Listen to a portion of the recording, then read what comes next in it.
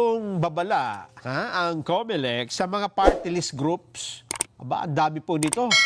36 party list group, possible daw ma-disqualify. Naku, kawawa naman ito kung matutuloy. Bakit sila ma-disqualify?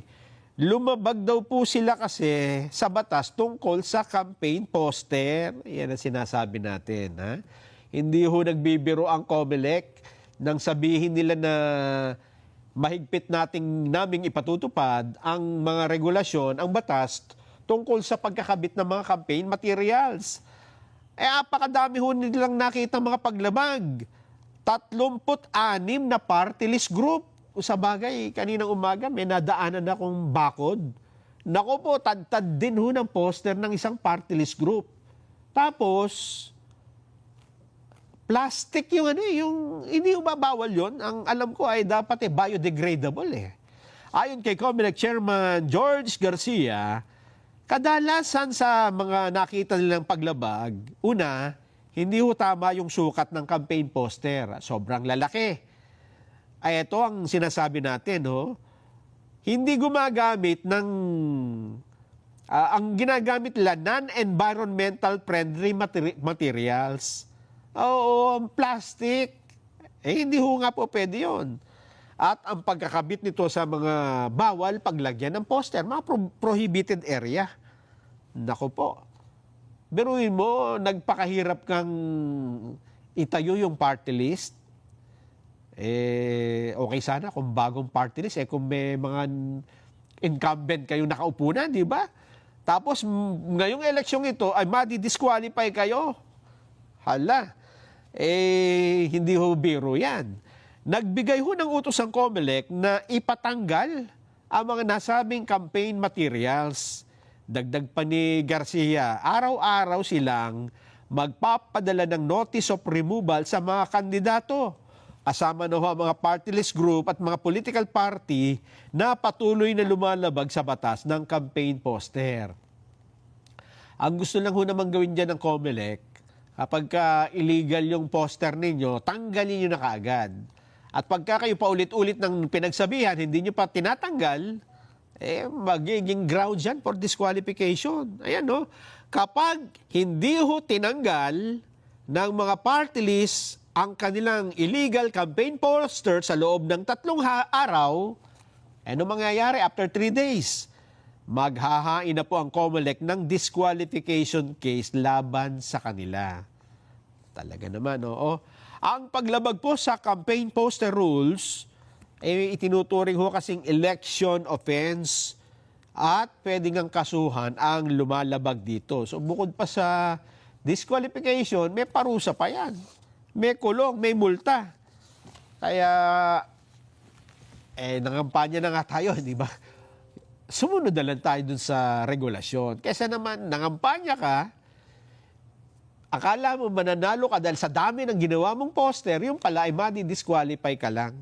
Dahil hindi ka sumunod sa sukat, hindi ka sumunod dun sa materyales na ginamit, at hindi mo sinunod yung mga lugar na dapat dun lang magkakabit ng poster. At nung pinagsabihan ka, hindi ka rin sumunod sa pagtatanggal. Nako, malaking problema ho yan pagdating ng eleksyon. Yung akala mo ay okay na kayo, nakakuha kayo ng maraming boto, panalo kayo, yung pala disqualified. Nangyari na yan noon . Mga na-disqualify dahil may mga election violation, election offense. Sa mga nagtatanong naman tungkol sa impeachment, sabi nila parang inuupuan yata ng Senado ang impeachment, parang hindi kumikilos. Nakalagay doon forthwith, agad-agad. Hindi ho ba? Mukhang ipinakita ho ng Senado na hindi, kumikilos kami. Hindi lang kami nagko-convene pa. Kasi sa June 2 pa kami nagko-convene. Anong katunayan na ginagawa namin ng gumagalaw, at hindi natutulog ang impeachment complaint na nakahain ngayon sa Senado? Abay, meron na hong inilabas na utos si Senate President Chis Escudero. Ang kanyang utos, lahat ng opisina ng Senado maghanda na sa impeachment trial ng Vice President Sara Duterte. meron ho siyang ilabas na Special Order Number 2025-015. Doon ay meron na siyang ginawang mga inatasan na mga gagalaw ng mga dapat gawin bilang paghahanda sa impeachment complaint.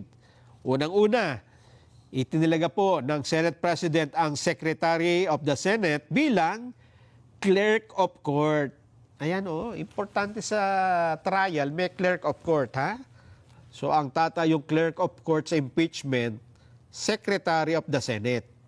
Siya din pong hahawak sa documentation, mga record, paghahanda ng subpoena, at pagbuo ng kalendar. Court calendar. Ibig sabihin, kailan yung unang hearing, susunod na hearing. Ayan. Itinilaga naman ang Office of the Senate Legal Counsel at Deputy Secretary for Legislation bilang Deputy Clerks. Ayon. Kaya ito na yung fourth win. Talagang kumikilos, hindi ho ba? Oo, kasi ang trial, hindi naman pwedeng trial kaagad tapos wala pang mga tao. Tama, ito nga ang unang hakbang na pwedeng gawin. Ito rin daw ang titiyak ng seguridad sa panahon ng... ito naman yon. Ito yung Sergeant at Arms.